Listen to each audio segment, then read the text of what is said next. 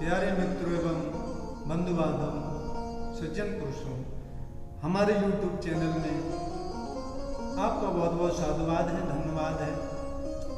मित्रों, जैसा कि आप जानते हैं, इस समय श्राद्ध चल रहा है, पितृपक्ष चल रहा है। इस समय हमारे जो पूर्वज होते हैं वो भूधरा पर आते हैं और वो चाहते हैं कि हमारे वंश के लोग हमें जल अर्पण करें, हमें अन्न अर्पण करें और हमारे नाम से धर्म दान पुण्य किया जाए। पहले तो ये जानो, ये पितृपक्ष होता क्या है। ये पितृपक्ष जो है वो पक्ष होता है जिस समय हमारे परिवार से, हमारे बंधु बांधव, हमारे स्वजन, माता पिता या कोई भी हो सकते हैं, जिनकी मृत्यु हो जाती है तो पितृ बोले जाते हैं। इस समय जो श्राद्ध पक्ष चल रहा है, पितृपक्ष चल रहा है, इस समय वो धरती पर आते हैं और यही समय प्रभु ने उनके लिए निश्चित किया है कि उनके कुल के, खानदान के लोग उनके लिए ये सब चीजें दान करें, जिससे वो भूख प्यास से जो दुखी हो रहे हैं उनकी आत्मा को तृप्ति मिले। प्यारे बंधु, जिनके घर में पितृदोष होता है उसके लक्षण क्या है? अकारण ही झगड़ा होना, बाहर आपका दिमाग बिल्कुल सही है, कोई टेंशन नहीं है, और घर में आए उसी समय तुम्हारे घर में वाद विवाद शुरू हो गया। कोई वजह नहीं है, कोई बात नहीं है, आपका मूड खराब। दूसरा, जब आप भोजन करने के लिए बैठते हैं तो किसी एक व्यक्ति की थाली में बार बार जो है बाल निकलना, केशों का निकलना, ये हमें संकेत करता है कि हमारे पितृ जो हैं हमसे नाराज हैं। प्यारे भक्तों, ये वो समय है जिस समय आप दान धर्म करके उनके नाम का तर्पण करें, और यदि आपके ऊपर पितृ दोष होगा, यदि आप ऐसा करते हैं तो वो सब नष्ट हो जाता है और पितृ हमारे फिर हमें आशीर्वाद देते हैं।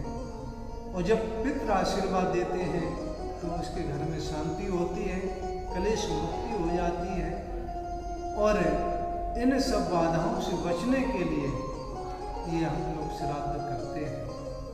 और दूसरी बात, पितृपक्ष में लोग जो है दान धर्म करते हैं, ये हमारे पूर्वजों तक पहुंचता है। हमारे शास्त्रों में, हमारे धर्म ग्रंथों में कोई भी बात आज तक गलत नहीं लिखी है। जो हमारे बड़े बड़े ऋषि मनीषी, जिन्होंने हजारों वर्षों तक तपस्या की और उन्होंने सार सार निचोड़ करके हमारे धर्म ग्रंथों में ये दिया है। लेकिन हमारी आजकल की जो पढ़ी लिखी पीढ़ी है ना, ये बहुत अपने आप को इंटेलिजेंट समझते हैं, नहीं समझते हैं, और हम लोगों ने इन चीज़ों को करना कम कर दिया है। इसलिए हमारे घर में कलेश रहता है, शांति नहीं रहती है। और ध्यान रखना, जिसके घर में उसकी पत्नी के पेट में गर्भ तो आता है लेकिन पूरा महीना नहीं हो पाता, गर्भ नष्ट हो जाता है, या किसी तरीके से चलो दवाई से आपने कर लिया तो बहुत दवाइयाँ चलती हैं, बहुत कष्ट झेलना पड़ता है। ये सब क्या है? ये पितरों के नाराज होने के संकेत हैं। पितृ हमारे हमसे नाराज हैं, इसलिए हमारी वंश वृद्धि में वो अपना प्रकोप दिखाते हैं। आप ये एक बात बताओ, आप भूख प्यास से व्याकुल हो, आप अपने बच्चे को घर पे भेजें कि जाओ बेटा मेरे लिए जल भर के ले आ, वो पानी लेकर ना जाए, आपकी प्यास की वजह से बेहाल हो रहे हैं आप, तो क्या आप उस बच्चे से आप प्रसन्न हो?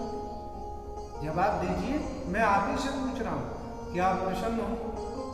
ठीक वैसे ही हमारे पितरों ने हमारे लिए क्या नहीं किया? घर दिया, मकान दिया, खेती दी, दुकान दी, मकान दिया, नाना प्रकार के व्यवसाय दिए, पूरा जीवन तुम्हारे लिए लगा दिया। जब आज उनका मौका आया तो आप कुछ कर नहीं रहे हो, आप बड़े इंटेलिजेंट हो गए हैं। मैं ये नहीं कहता हूँ विज्ञान पे भरोसा करो, लेकिन हमारे शास्त्रों में जो बातें लिखी हैं वो 1000% सही है। विज्ञान अपनी जगह है, हमारे शास्त्र अपनी जगह है। इसलिए चाहते हो कि घर में अकारण झगड़ा ना हो, पति पत्नी में वाद विवाद ना हो, हमारे घर में सुख शांति बनी रहे।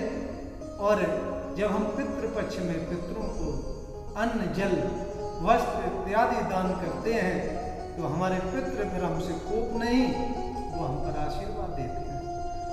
भगवान के पास जाते हैं, कहते हैं भगवान प्रार्थना करते हैं कि हमारे कुल में ऐसी वृद्धि होती रहे, हमारे कुल में किसी प्रकार की कोई कमी ना हो, हमारा वंश वृद्धि होती रहे। ऐसे पितृ आशीर्वाद देकर जाते हैं। तो मैं आप लोगों से कहता हूं कि ठीक है, आप पढ़े लिखे हैं, अच्छी बात है, लेकिन पितरों का तर्पण जरूर करें। मेरा आप लोगों से विशेष निवेदन है, आप उनको जल अर्पण जरूर करें ताकि आपके पितरों का आशीर्वाद आपको मिल सके और उनके कोप से आप बच सकें। इसी के साथ साथ मैं अपनी वाणी को विराम देता हूँ। हमारे वीडियो यदि आपको पसंद आते हों तो इसी प्रकार की जानकारी के लिए हमारे भागवत पथ यूट्यूब चैनल को सब्सक्राइब, लाइक एवं कमेंट जरूर किया करें।